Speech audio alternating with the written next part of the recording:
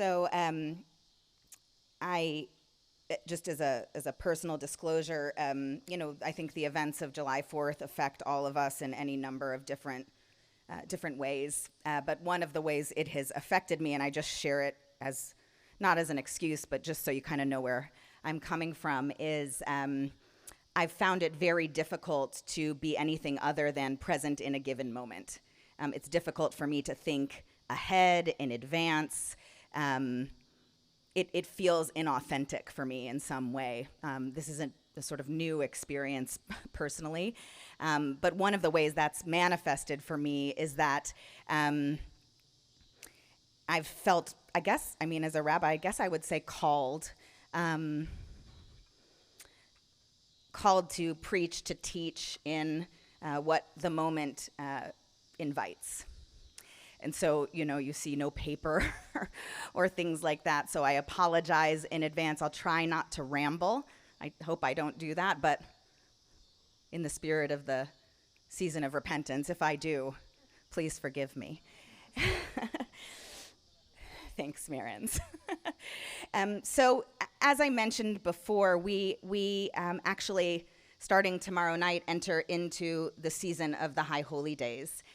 Many of us might believe that really doesn't begin until Elul, the month just before the new year, where you're likely familiar with some of the teachings in that associated with that month for Cheshbon HaNefesh, personal inventory taking, that sort of reflection.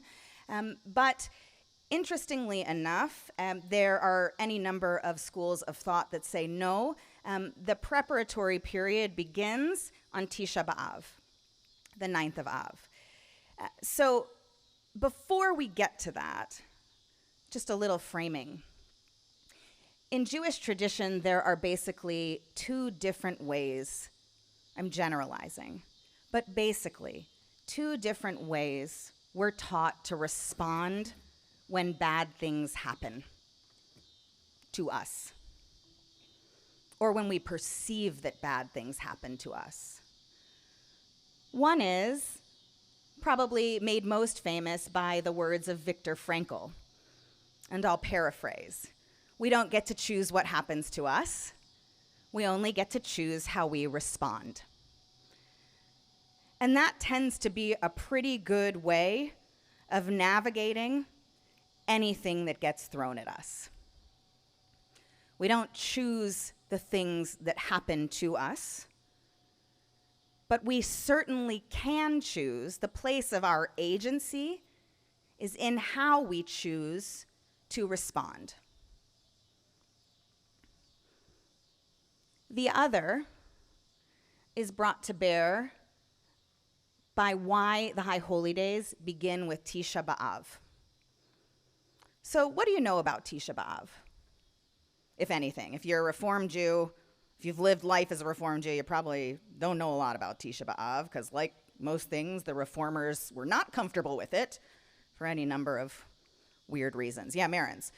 The marking of the destruction of the first and second temple, for some folks associating other traumas attached to Yes. policies on Tisha B'Av as well.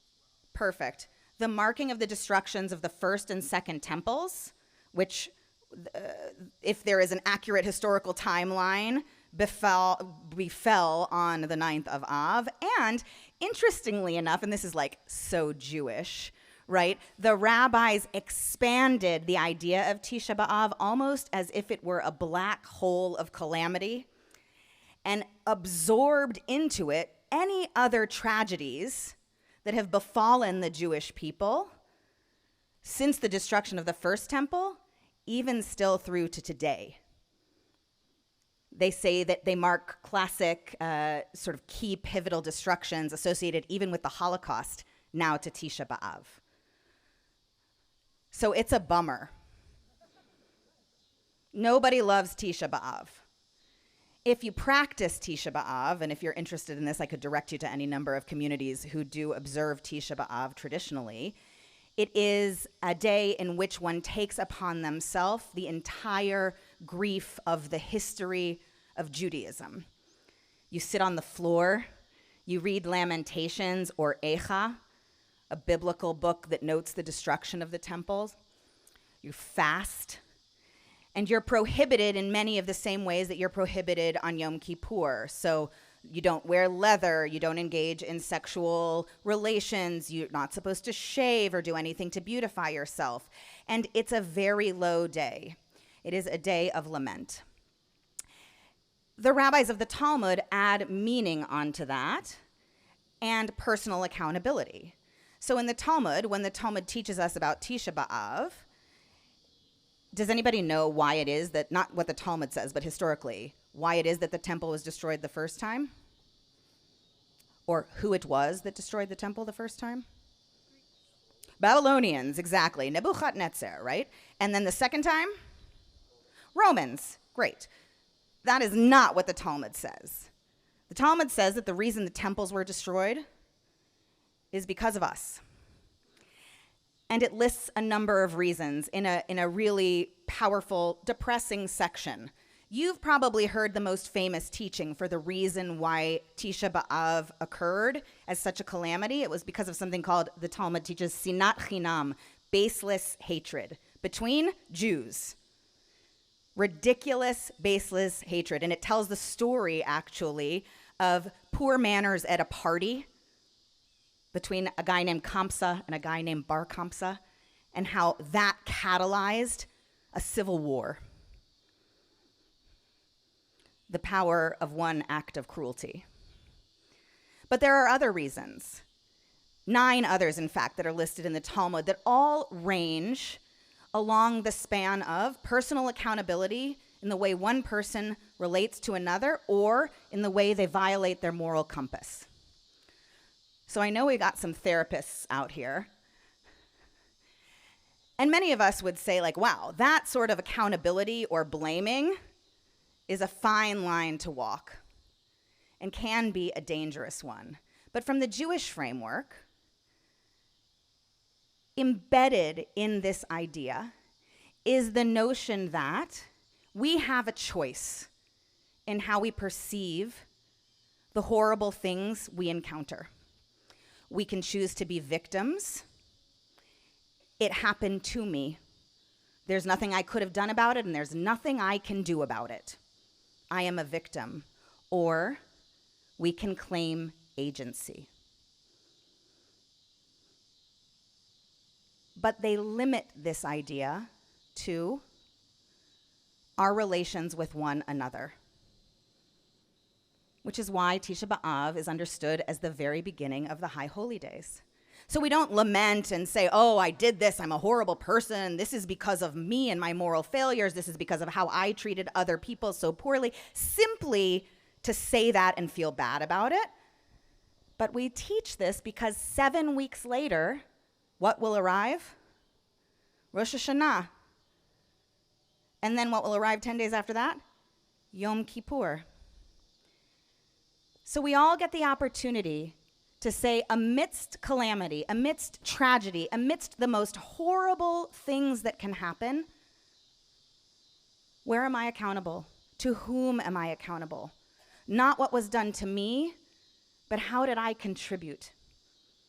And then we get to work on it, if we dare. So think a second, not about the destructions of the temple and all the Jewish calamity that's occurred, but think about the destructions in your own life, the interpersonal destructions that have ripped you up. And now ask yourself, where's my participation in that? Not whose fault is it? That's an endless game. But where's my participation in it? And what am I willing to claim as my own part for which I'm willing to make a turn, to invest in my agency, to change the situation? And set your timer, because you've got 7 weeks to get things in order. 7 weeks sound familiar to you about anything else in the Jewish year? You're saying it. The counting of the Omer, right? So everybody, if you sort of went to Hebrew school or like learned about the Jewish holidays at some point, learned likely about the counting of the Omer, which is this very weird ancient ritual starting from the second day of Pesach, 49 days up to Shavuot. It's the idea that, okay, on Passover, we get free.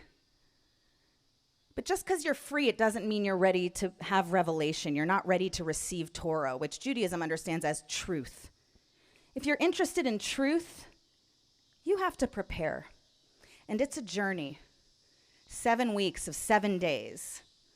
And that number 7's pretty intentional and pretty magical. It's the full idea of wholeness. 49 days too, from Tisha B'Av to Rosh Hashanah. What does it take to turn to get whole again? Because Jewish tradition says that new year isn't just about a new year, but you get to be new too, if you're willing. So I hope you'll see this as an invitation. Over the next 7 weeks, every Friday, every other Friday, we'll be teaching a little bit about these ideas built into our tradition, about this work we might choose to take on, and the potential for transformation that it invites. I'm not really sure what the lessons of July 4th are for any of us. In my mind, it feels, and I think will remain, utterly senseless forever. But I do know that it's a reminder for all of us that we never know what tomorrow may bring.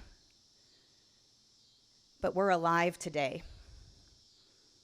And the choice is ours for what we want our lives to be like, what our relationships to be like, and what we want our world to be like. And Judaism says all of that rests in each of our hands, which is a big responsibility, but an incredible invitation.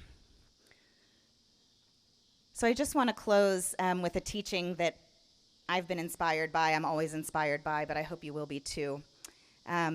This is from a rabbi named Rabbi Alan Liu. Many of you have studied his books with me, in particular his book, This Is Real and You Are Completely Unprepared. It is a masterwork about this season, and if you're interested in this stuff that I'm talking about, I highly recommend his work. So on Tisha B'Av, he teaches this. Who am I really? What will be left when the walls of constructed identity come down? The time has come to get off it, to drop the mask. After all, in 7 weeks, we'll stand before the one who sees through all masks. The time has come to turn. What is required of us at Tisha B'Av is a simple turn of mind, a turn toward consciousness, a turn away from denial, from the inertia, from the passive momentum of our lives, a turn away from those things that continue to happen unconsciously, and a conscious decision to change. We turn and stop looking beyond ourselves. We stop defending ourselves. We stop blaming bad luck and circumstances and other people for our difficulties. We turn in and let the walls fall too.